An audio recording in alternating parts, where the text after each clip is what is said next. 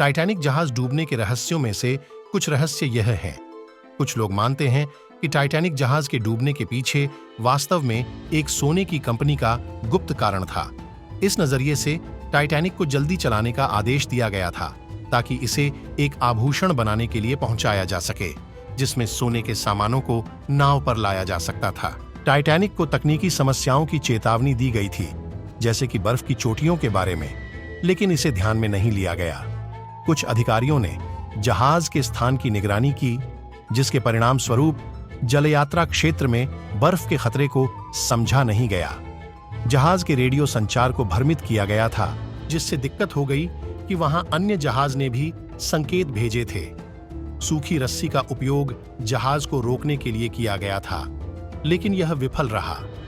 कुछ अधिकारी ने जलयात्रा क्षेत्र में दिखाई देने वाली अप्राकृतिक क्रियाकलापों को ध्यान में नहीं लिया। जहाज को सीधा करने की कला में अनेक प्रयास किए गए, लेकिन वे सफल नहीं हो सके। जहाज की टक्कर की वजह से स्थिति और बिगड़ गई और वह डूब गया। कुछ अधिकारी ने जहाज का बॉटम ट्रिम नहीं किया, जिससे वह सही ढंग से स्थितिगत नहीं था। कुछ लोगों ने संदेशों को उपेक्षा की, जो बाद में जहाज की सुरक्षा के लिए महत्वपूर्ण साबित हुए। जहाज में पानी के भराव में कमी के कारण उसकी संभावना डूबने की बढ़ गई।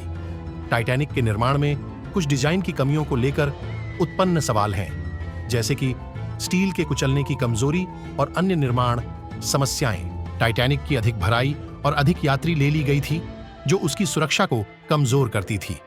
जहाज के कुछ अधिकारियों ने टेलीग्राफ संदेशों की नकली दी, जिससे यह संदेश लगातार बदल रहे थे कि जलयात्रा क्षेत्र में आई बर्फ की छींटियां हैं। जहाज के कुछ अधिकारी ने उनके पास जलयात्रा क्षेत्र में स्थित जियोग्राफिक अनजानिका को ध्यान में नहीं लिया, जो उन्हें बर्फ के खतरे के बारे में सूचित कर सकता था। टाइटैनिक के रेडियो संचार की बाधा भी एक रहस्य है।